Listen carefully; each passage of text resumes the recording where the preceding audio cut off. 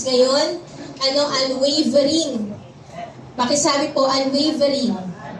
Ibig sabihin po nun, walang makakatinag, ikaw ay nananatiling matatag. Amen po ba? Sa kabila ng pagsubok na meron ka, nananatili kang matatag, hindi natitinag. Amen? Hindi nagpapapigil na magpuri sa Panginoon. Amen po ba? Amen. Pwede po ba natin palakpakan ng Lord na ang ating Panginoon? Hallelujah. Ang ating pong series ngayon is Unwavering, Living Intentionally in the Faith. Okay? So, dito po sa ating pong series na to, ang nais po ng Diyos na tayo ay magkaroon ng pananampalataya na hindi natitinag. Pakisabi po, hindi natitinag. Hindi natitinag. Iyan po ang nais ng Panginoon. Yung pananampalataya na hindi natitinag kahit anumang sitwasyon ang meron ka. Kahit na mahirap ang sitwasyon, nakakagiba ang sitwasyon, hindi natitinag ang mga mananampalataya. Kahit may pag-shake na nangyayari sa buhay mo, nananatili ka pa rin pong matatag, matibay, at nakatayo. Amen po ba? Sino po dito ang nananatiling nakatayo kahit sa kabila ng mga matitinding pagsubok? Amen. Tiniklaim po natin yun, yung sasalikod. Amen. Praise God.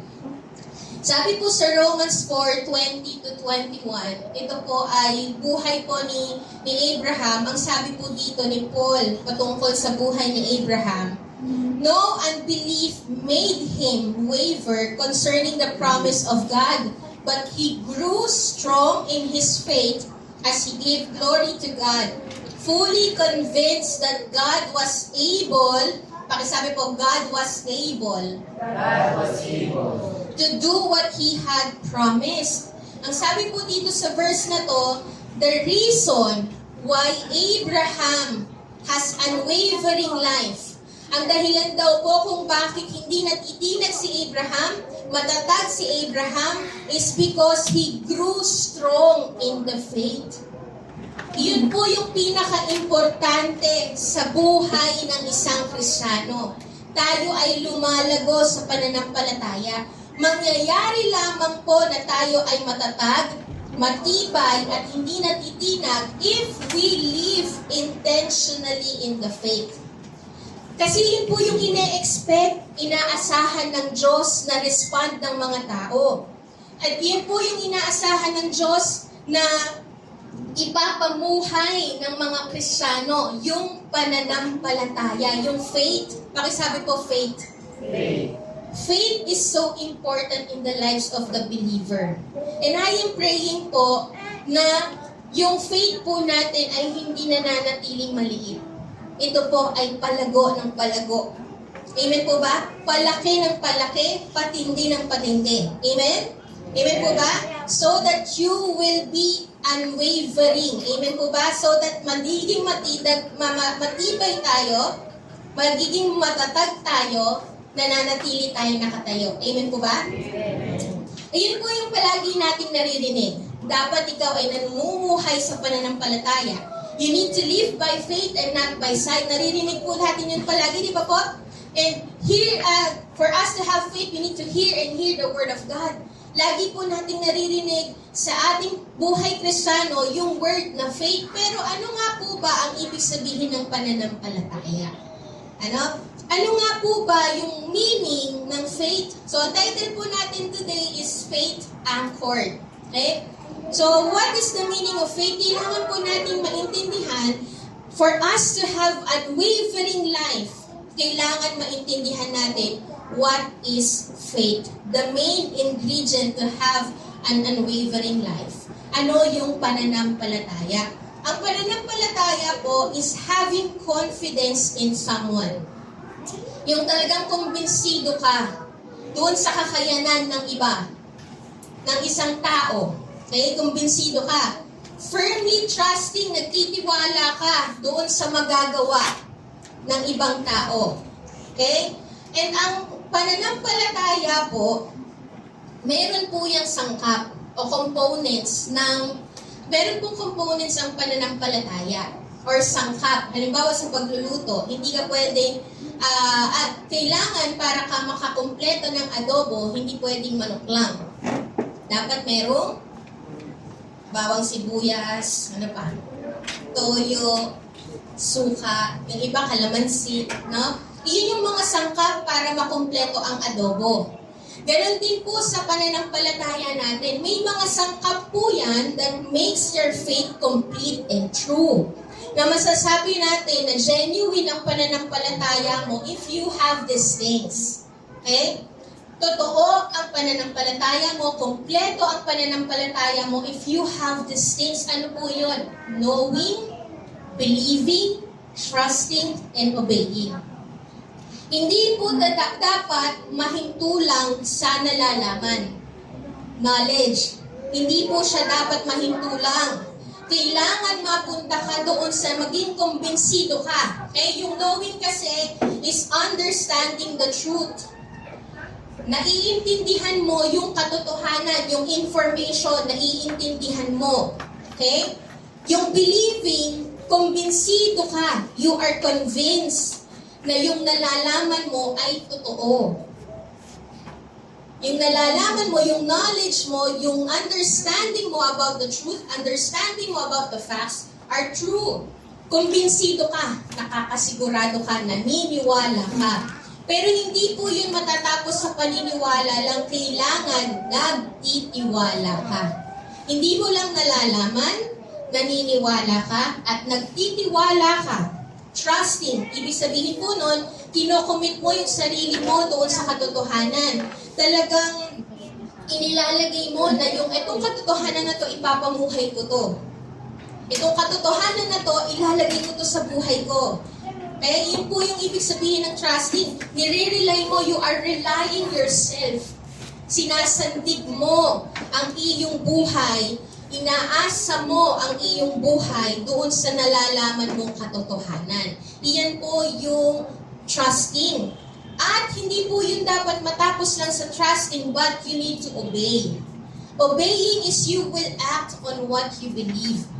Halimbawa na lang po, mga practical na halimbawa, sa slimming tea. Sino po dito yung nag-take ng slimming tea? Wala. Ayan. For example po, meron kang nalaman na isang slimming tea. Nakita mo sa Facebook yung slimming tea na yon. Nalaman mo yung about doon sa product, yung details about doon sa product, na oo nga no, tama yung mga ingredients niya, dapat nga, ayun nga yung mga ingredients na kailangan para ikaw ay pumayat. Okay? Nalaman mo yung product na yon, yung details about the products na yon, ito yung mga ingredients, ito ganito dapat siya, ito yung mga benefits, alam mo na yon, nalaman mo siya. And then, papasok yung believing, nako-convince ka na. Okay? You are being convinced with the reviews. Hindi ka agad bumibili, tinitignan mo muna yung reviews. Kung okay ba siya, meron bang proof na talagang nakakapayat siya, tama? Okay? Pero, hindi po natin totally masasabi na you have faith on that product hanggang hindi ka bumibili. Sinasabi lang natin, nalalaman lang natin yung product na yon, pero hindi ka totally naniniwala at nananampalataya doon sa magagawa ng product na yon hanggang hindi ka bumibili. But the moment na bumili ka, ibig sabihin, naniniwala ka sa product na yon. Okay? And then, hindi naman po dapat mahintulang sa trusting, you need to obey. Your faith is true and complete toward that product if you started to drink that slimming tea. Masasabi natin na totoo nga, naniniwala nga, nananampalataya nga, nagtitiwala nga itong taong to doon sa slimming tea kasi ininom na niya. So, hindi lang po mahihinto sa knowing. Kailangan mag-obey ka din. Kailangan may action ka. Kailangan magtiwala ka din. Amen? Ganun po yung faith. Hindi mo lang basta alam yung nilalaman ng Bible, pero sinusunod mo yung nilalaman ng Bible. Pag sinunod mo yung nilalaman ng Bible, ibig sabihin kumpleto ang pananampalataya mo. Your faith is true. Okay? For example na lang din po sa chair. Pwede po bang humiram ng chair? We'll give you some illustration po para mas maintindihan natin yung faith. Ang faith po is this. Unang component po ng faith is knowing. Ano po yung nakikita niyo sa chair?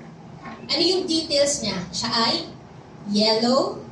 Meron siyang 4 na paa.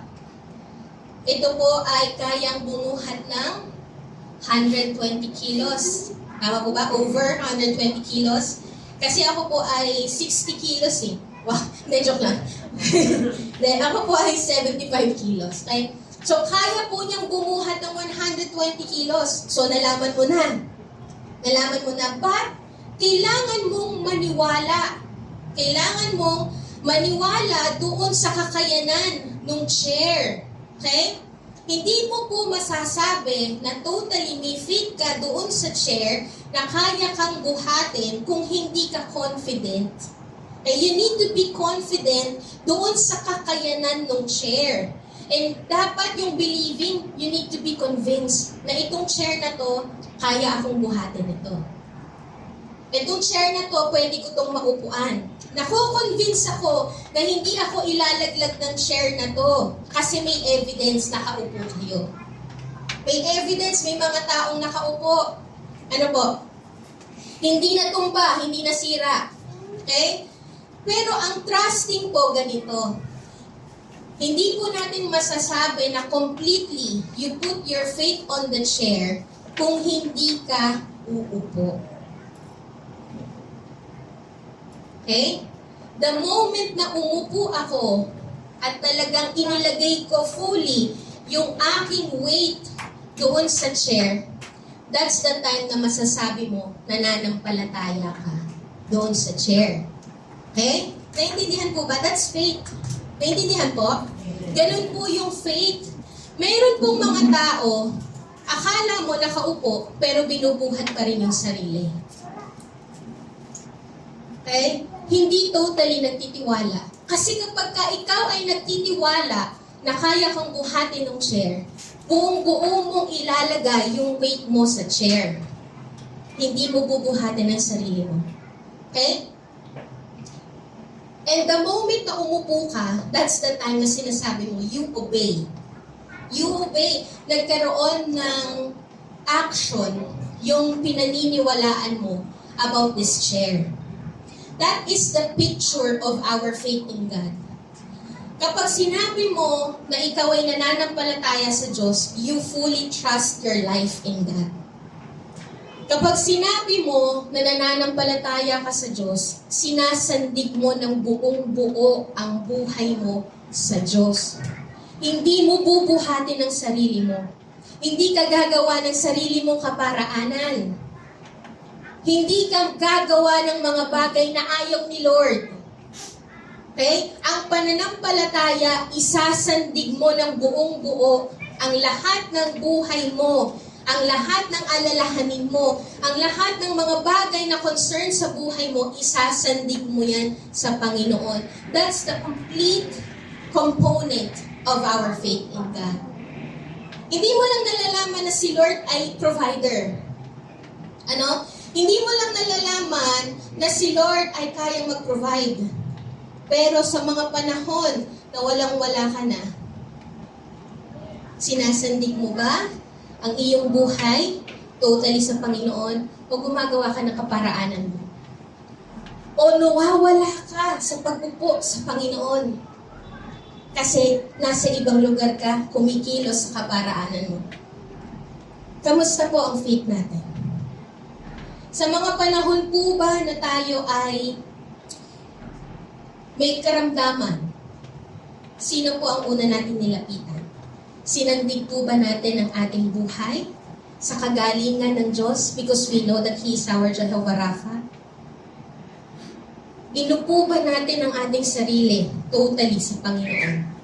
Na nagtiwala tayo na ang kagalingan natin ay nasa Diyos. No? Ganoon po yung pananampalataya. Ibig sabihin po, when you have faith means you are totally dependent on God. Iyon po yung pananampalataya. You depend on God. Faith is shifting your independence to God dependence. Nakasandig ka. Inilalagay mo lahat ng iyong bigat. Inaalis mo ang pag-asa mo at pagtitiwala mo sa kakayanan mo o sa kalakasan mo at isasandig mo ng buong buo ang buhay mo sa Diyos. Naiintindihan po ba? Ganoon po. Halimbawa, hindi mo binubuhat ang bigat ng pasanin sa buhay kasi sinasandig mo yan totally sa Panginoon. Na in every circumstances, you always come to the Lord. In every circumstances, mahirap, madali, mabigat, magaan, maliit, malaki. Lahat ng yan, isinasandig mo sa Diyos. Lumalapit ka sa Diyos, kinukonsulta mo ang Diyos, inaalam mo kung ano ang nais ng Diyos sa buhay mo. That's faith. That is the full picture of faith. Minsan kasi, dahil naririnig natin sa mensahe, si Lord ay mabuti, si Lord ay magpo-provide. Minsan, alam na lang natin. Pero sa mga panahon na susubukin na ang pananampalataya mo, saan ka matatagpuan? Sa mga panahon na nasusubok ka na, sa mga panahon na makikita na, matetest na yung faith mo, saan ka matatagpuan? Nakasandig pa rin ba ang buhay mo sa Diyos? O gumagawa ka na ng sarili mong kaparaanan? Nakasandig pa rin po ba tayo sa Diyos? O binubuhat mo na on your own yung mga problema mo? Saan po tayo matatagpuan? Nandoon po ba tayo sa talagang fully we are trusting our life on the Lord? No? Kaya kung titignan po natin, lagi nilalagay ng Diyos ang mga disciples sa sitwasyon na hindi nila abot sa kakayanan nila. Or yung mga sitwasyon na hindi abot ng kanilang kakayanan. Yung sitwasyon na wala silang ibang pwedeng gawin kundi lumapit sa Diyos. Kasi ang gusto ng Lord, sa bawat sitwasyon na meron ka, wala kang ibang lalapitan kundi ang Diyos lang. Amen po ba? Hindi tayo lalapit sa 5-6. Minsan kasi, imbis na lumapit tayo sa Lord, lumalapit tayo sa 5-6, nagbibilang na tayo bigla. Lumalapit na tayo sa kung saan-saan. Namamali ang ating mga desisyon. Okay? So you need to fully be convinced. Lumapit tayo sa Panginoon. When you have faith, it switches from self-trust to God-trust. Magtitiwala ka sa Panginoon, we stop trusting in ourselves and start trusting in God. Ang pananampalataya rin po is, it brings you beyond your limitation. Kapag ikaw ay may pananampalataya, dinadala ka po niyan doon sa mga bagay na hindi mo kaya. Kagaya ng sitwasyon ng disciples, hindi nila kaya yung mga waves na kanilang kinaharap. Nung panahon na hindi na nila kinaya yung mga waves na kanilang kinaharap, sa kanino po sila lumapit? Kanino po sila lumapit? Sa Lord. Nung una, kung titignan po natin sa sitwasyon ng mga disciples, every time na sila ay pumapalaot at makakaharap ng mga waves, storms, sa kanilang pagpalaot, ang lagi po nilang ginagawa is umasa muna sila sa kakayanan nila. Kakayanan nila kung paano sila maging magaling sa pagpalaot, kakayanan nila to overcome waves. Pero nung dumating na sa point na hindi na nila kayang i-overcome yung waves, kanino po sila lumapit? Kay Lord. Teacher, hindi mo ba nakikita na kami ay malulunod na?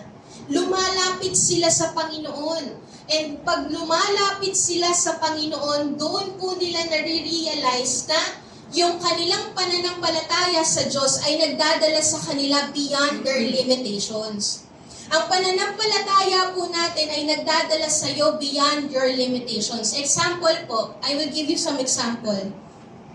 Sa human mind, sa ating pag-iisip, sa mga tao, kapag pinairal po ang sariling kaisipan, ang gospel po o ang salita ng Diyos is foolishness. the cross is foolishness for them. Okay? Yung ginawa ni Kristo sa krus ay kamangmangan. Yung pagtitiwala at yung kaligtasan na ginawa ng Panginoong Jesus sa tao ay kamangmangan according to their human mind. Kasi hindi talaga maiintindihan ng limitado nating kaisipan yung kaligtasan na ginawa ng Panginoong Jesus. But those who have faith in God understands the beauty and power of the gospel. Bakit ikaw naiintindihan mo yung ginawa ng Panginoon sa krus ng Kalbaryo? Bakit tayo naiintindihan natin at naniniwala tayo doon sa kapangyarihan ng ginawa ni Kristo sa krus? Bakit? It is because of the faith. That's the difference. Faith brings you to your limitation. Yung mga bagay na hindi maintindihan ng iyong isipan, kapag ikaw ay nanampalataya, mauunawaan mo eventually. Amen po ba? Iyon po yung ginagawa ng pananampalataya. Faith, even in our human resources, okay? Even in our resources, kapag ka ikaw, for example, meron kang, yung iyong salary, 4 months salary. Halimbawa po, sa sitwasyon mo, meron kang sitwasyon sa buhay mo na kakailanganin mo ng isang malaking halaga. Na yung malaking halaga na yun ay mabubuno mo for 4 months. Okay? For 4 months. Because yung 4 months salary mo, iyon yung kayang maipon para masapatan yung kakailanganin mong malaking halaga. Pero kapag ka ikaw ay nanampalataya, it goes beyond your limitation. Yung kaya mong i-produce for 4 months, God can provide it in 1 day. Ganon po ang faith. That's how important faith is. It leads you to go beyond your limitation. Amen po ba? Kagaya na lang po nung pangyayari po na sa church, okay? Meron po tayong hinaharap na situation na kailangan po nating maglabas ng malaking halaga para po tayo makalipat at magkaroon ng kontrata sa second floor. Although hindi pa po tayo napupunta sa second floor, pero kiniklaim na po natin na tayo ay pupunta sa second floor bago po tayo mag-anniversary. Pero bago po tayo pumunta sa second floor, may malaking amount po na kakailanganin tayo. Kapag ka po iisipin mo yung malaking amount na yun, hindi kakayanin ng ating pong tithing every week. Hindi siya kakayanin. Matagal-tagal na ipunan. Pero alam niyo po, faith brings you beyond your limitation. Yung hindi natin kayang i-produce for 1 day, provide ng Lord for a day. Amen po ba? Kasi yung kakayanan natin to produce for 4 months of your salary, for 5 months of your salary, if you have faith in God, God can provide it in 1 day. Faith leads you to go beyond your limitations. Amen po ba? That's how important faith is. That's how powerful faith is. Sa iyong buhay, sa ating buhay. Faith releases you from your limited capacities, from your limited mind, from your limited resources. Faith moves you from inability to His ability. Ganyan po ang pananampalataya. Hindi ka aasa sa sarili mong kalakasan at aasa ka sa kakayanan ng Diyos. Ganyan po ang pananampalataya. Pero tingnan po natin, ano nga ba yung what faith is not? Okay? Ano yung hindi pananampalataya? Na minsan, na ipapamuhay natin. Una po is wishful thinking. Wish ko, sana magkaroon ako ng sasakyan for the end of month. Wish ko, sana magkaroon ako ng bahay. Hindi po masama. Hindi po masama na humiling sa Panginoon. Pero ang tanong, makasisigurado ka ba na mangyayari siya at magaganap at iyon ang kalooban ng Diyos? Hindi po wishful thinking or manifesting. Punta po tayo sa ayan. Hindi rin po ito manifesting. Yung ginagawa sa Facebook, yung ipopost, Arjo cutie, yung mga ganon. Hindi po faith yun. yung ipagpo-post ka sa Facebook ng mga nais mong mangyari sa buhay mo, tapos mananampalataya ka, ito ang magaganap. That's not faith. That's wishful thinking. That's manifesting. That's not faith. Hindi rin po ito risk-taking. Na sige, gawin natin. Kaya natin yan. Hindi po ganoon ang faith. Sige, lumipat tayo sa second floor. Kaya natin yan. Hindi po yun risk-taking ang faith. Hindi risk-taking. Ang faith po kasi is putting your life, anchored your life on the promise and the person of God. Iyon po yung faith. Ang faith po ay hindi nakaangkla doon sa gusto mo lang. Ang faith po ay nakaangkla doon sa pangako ng Diyos. Doon sa salita ng Diyos. Amen po ba? Naiintindihan mo? Ganoon po ang pananampalataya. Ang pananampalataya ay hindi nakaangkla sa kaya mong gawin, sa tapang mo, sa boldness mo. Hindi po yun nakaangkla doon. Ang pananampalataya ay nakaangkla po sa magagawa ni Lord. That's faith. Yun po yung faith. Sabi po sa Hebrews 11:1, mabilis lang po ang mensahe natin ngayong umaga nito. Sa Hebrews 11:1, sabi po dito, ang pananampalataya ay ang katiyakang matatanggap natin ang mga bagay na ating inaasahan. Ano ba ang dapat na laman ng inaasahan mo? Iyon po ba ay yung mga minamanifest mo sa buhay mo? Yung mga gusto mo lang mangyari sa buhay mo, mga material blessings, mga pangarap mo? Iyon po ba yung iyong inaasahan na sinasabi na pananampalataya dito? Ang sabi din po dito, at ito ay ang pagiging sigurado sa mga bagay na hindi natin nakikita. Ang tanong, saan nakaangla ang iyong pag-asa? Ano yung nakaloob o nakapaloob sa pag-asa mo? Saan nakatutok ang pag-asa mo? Doon ba sa mga bagay na gusto mo lang? Sa pangarap mo lang? Saan nakasandig ang katiyakan mo? Saan nakasandig ang iyong buhay? Sa kakayanan mo ba? Sa magagawa mo ba? Sa tapang mo ba? Ang sabi po dito, may katiyakan ka at may inaasahan ka. Pero saan ang katiyakan mo? Kanino ang katiyakan mo? Sino ang inaasahan mo? Iyon yung tanong dito Iyon yung pinaka-object dito sa Hebrews 1:11. Yung faith mo, saan ka umaasa? Kanino ka umaasa? Kanino ang katiyakan mo? Nasaan ang katiyakan mo? So, ano nga ba ang dapat? Saan nga ba dapat ang pananampalataya natin? Where does your faith must anchor? Dun sa gusto mo lang ba? Sa kakayanan mo ba? Meron pong bagay na dalawang bagay na dapat naka-anchor ang ating pananampalataya so that it will be unwavering. So that it will be unshaken. Okay? Una is promise of God. Diyan po dapat, yung sinasabi po, balik po natin yung Hebrews 11:1. Yung inaasahan mo is not about what you want. Ang dapat na inaasahan mo ay ang pangako ng Diyos.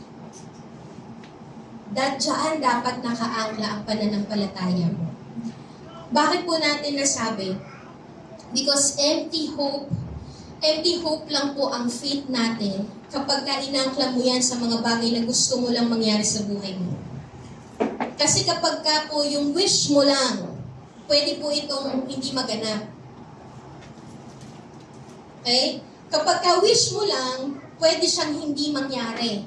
Kapag wish mo lang, hindi ka makasisigurado kung iyan ba ay kalooban ng Diyos. Okay? Pero ang pangako ng Diyos may katiyakan na magaganap. Hindi ka bibiguin ng pangako ng Diyos. Amen po ba? Amen? Kaya dapat ang ating pananampalataya ay nakaangkla sa pangako ng Diyos dahil ang pangako ng Diyos ay may katiyakan na magaganap. When God promised something, it is a done deal. Amen po ba? Naniniwala po ba tayo doon? Na kapag may pinangako ang Diyos, magaganap yun. Kapag may pinangako ang Diyos, it is a done deal, hindi ka na magdududa. Hindi mo na pag-aalinlanganan yun. Kasi pag pinangako ng Diyos, it will come to pass. Amen po ba? Kapag inangklam mo ang faith mo sa promise ng Lord, hindi pa man ito nagaganap doon sa today mo. Hindi mo pa man ito nakikita. Pero may katiyakan ka that it will come to pass. Because when God promised something, it is a done deal. Amen po ba? It will come to pass. It will be done in your life. Ganon po ang pananampalataya. Hindi sa nais mo lang. Hindi sa wish mo lang. Sino po ba yung may segment na gano'n? Si Vicky? Hindi po sa wish lang natin. Kundi, ito ay nakaangkla sa pangako ng Diyos. Kasi ang pangako ng Diyos, ito man ay magaganap sa hinaharap, hindi pa man ito nagaganap sa ating today, pero you have faith that it will be done. Amen po ba? Amen. It will be done. Pinanghahawakan mo yung mga bagay na hindi mo pa nakikita. Ganun po ang pananampalataya. Pinanghahawakan mo ang mga bagay na hindi mo pa nakikita. Pinanghahawakan mo ngayon pa lang ang mga bagay na hindi pa nangyayari. Bakit? Kasi sigurado ka na ang pangako ng Diyos ay magaganap. Mas magiging matibay ang pananampalataya natin if it is anchored sa promise ni Lord. Amen po ba? Amen po ba? For example na lang po, sa ating buhay pananampalataya, yung ating living hope, yung pinakapag-asa po natin na hindi pa nangyayari sa buhay natin ngayon, is yung life with the Lord in heaven. That is our living hope. That is our life na inaasahan talaga. Okay? Hindi pa man po siya nangyayari, pero sigurado ka, may kasiguraduhan ka ngayon pa lang that your life will be in heaven one day. Amen po ba? Iyan ang pag-asa natin, na meron ka, na secure ang buhay mo. That you have a secure place in heaven with God. Sino pang nakakasigurado na meron siyang na secure ang kanilang place sa heaven? Sino po ang totally may pag-asa that one day you will be in heaven with God? Pero hindi pa man po yun nangyayari ngayon. Hindi pa yun nangyayari ngayon. Tama po? Hindi mo pa nakikita. Bakit ka naniniwala? Bakit ka naniniwala? Because you have faith on the promise of God. You have faith doon sa salita ng Diyos. You have faith on the Word of God. It is written in the Word. The Word of God is enough proof for you to believe. Amen po ba? Amen. Bakit may mga tao na, alam niyo po, ito po yung laging pinag-uusapan. Yung mga medyo mag-mention ako, mga atheist. They always want proof. They always want evidence. But you see, in the book, in the Bible, there is enough evidence. Hindi po nakukulangan ng evidence, hindi nakukulangan ng proof. Ang wala sa kanila, faith. Iyon yung wala sa kanila, kaya hindi sila naniniwala. Pero tayo na hindi pa man natin nakikita, naniniwala na tayo. Bakit? Nakasulat eh. At naniniwala tayo na nabuhay ang Panginoon at buhay siya magpakilanman. Amen po ba? At kung buhay siya magpakailanman, ibig sabihin, He has the power to bring you to heaven and give you a resurrected body.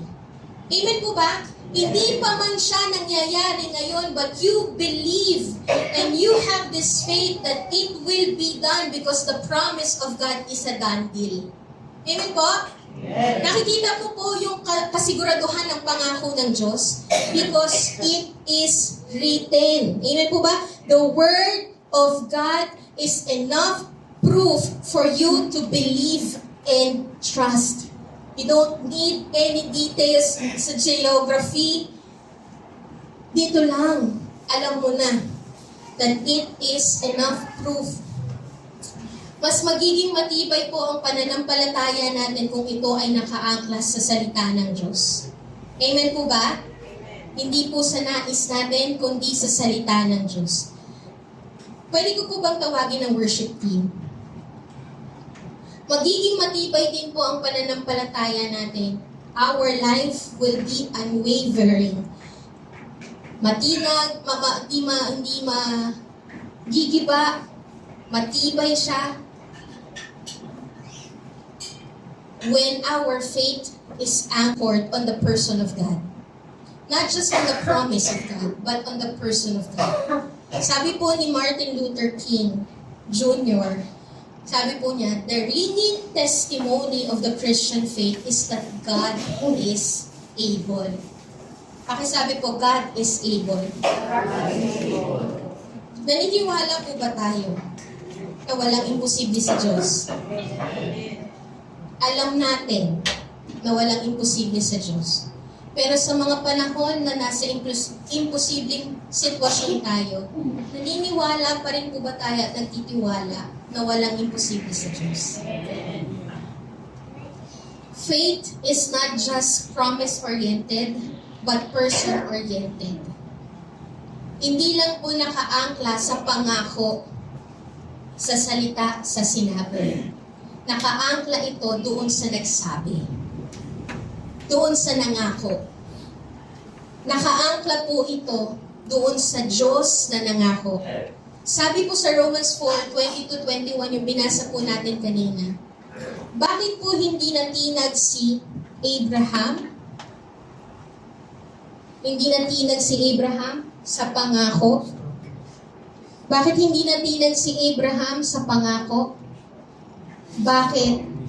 Dahil convinced siya. Fully convinced that God was able.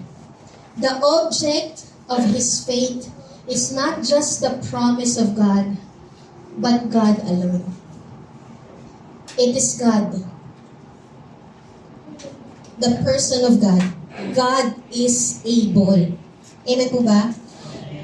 Hindi lang magiging matibay ang pananampalataya natin dahil pinanghahawakan natin ang pangako, kundi magiging matibay ang pananampalataya natin kasi nakasandig ang buhay natin sa Diyos na nangako. Amen po ba?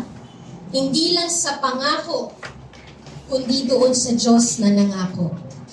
If you truly believe that God is able, you will not doubt Him. Alam niyo po nitong mga lagi akong nire-rebuke ng Panginoon. Because I always doubt. I always doubt kung kaya ko bang mag-lead. Iyon po yung palaging struggle ko. Kaya ko bang mag-lead? Magagawa ba namin yung nais mo, O Lord? Yun yung lagi. Pero nire-rebuke po ako ng Panginoon. Minsan kakaroon ako ng pagdadoubt sa calling. Talaga bang tinawag mo ko? Talaga bang, Lord, naintindihan ko ba talaga yung revelation mo na yung revelation na yun ay pagkatawag mo sa akin? I always doubt. Yung calling ko, I always doubt what I can do.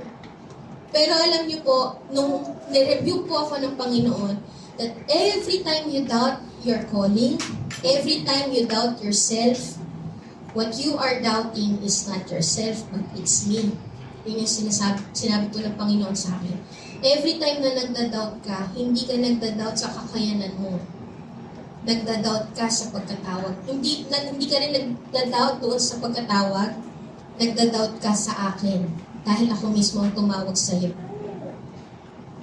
Kapag ka ikaw ay nagda-doubt sa sarili mo, ibig sabihin umaasa ka sa kakayanan mo. Yun yung lagi nang sinasabi ng Lord sa akin. And leading the church is not according to what you can do. Leading the church is according to what I can do. Not your ability, but my ability. Trust in me. Put your faith in me. Yun po yung palaging sinasabi ng Panginoon. God is able.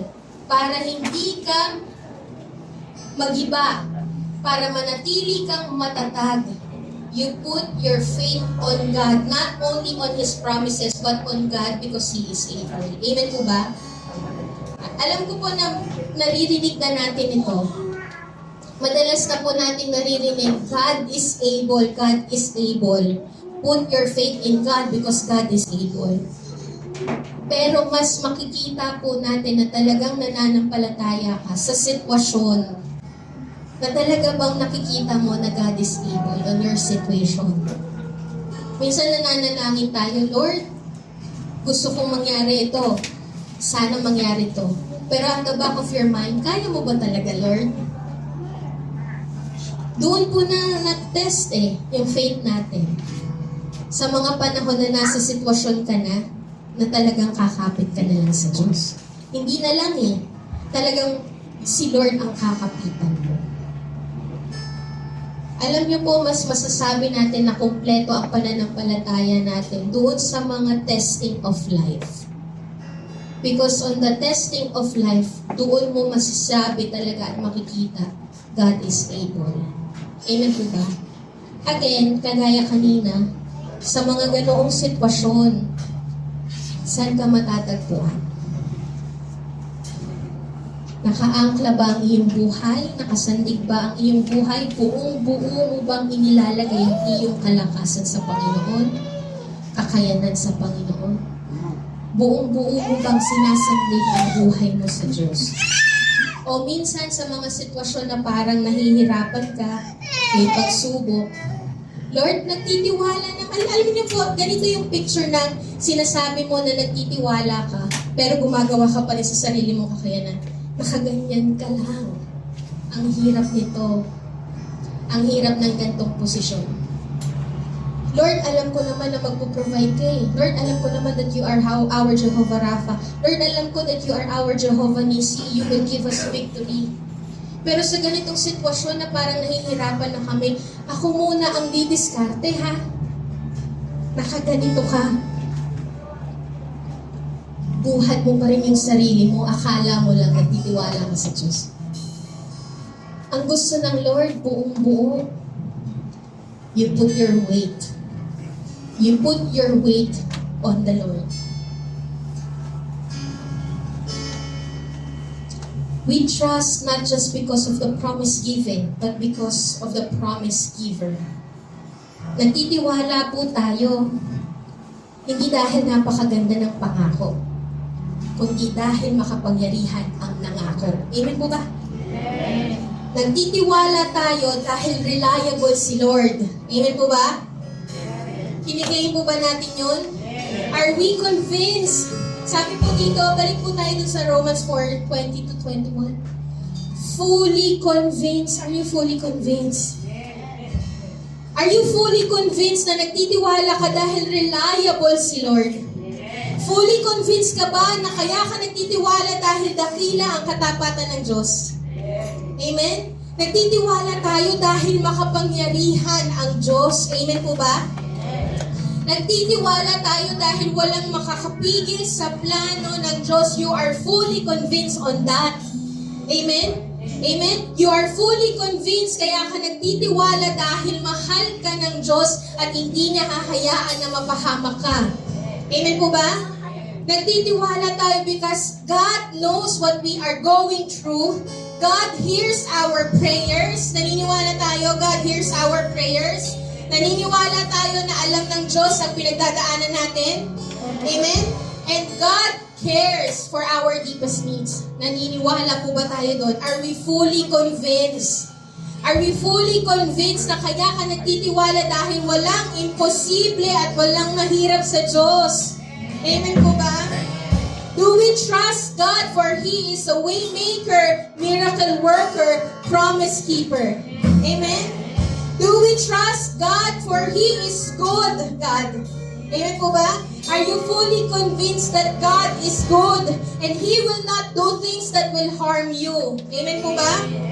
Umaasa ka sa pangako, hindi dahil napakaganda ng pangako, although maganda ang pangako ng Diyos, pero kaya ka umaasa at nagtitiwala dahil doon sa Diyos na nangako. Amen po ba? Nakakasigurado ka sa kaligtasan mo dahil nagtiwala ka sa Diyos na pinako. Amen? Matibay kang hahawak sa pangako because of the person who says the promise. The person who says the promise is a faithful God and He will always fulfill His promises. Amen po ba? Doon po dapat nakaangla ang ating pananampalataya on the promises of God and on the person of God. Amen? Pwede po ba tayong tumayo lahat?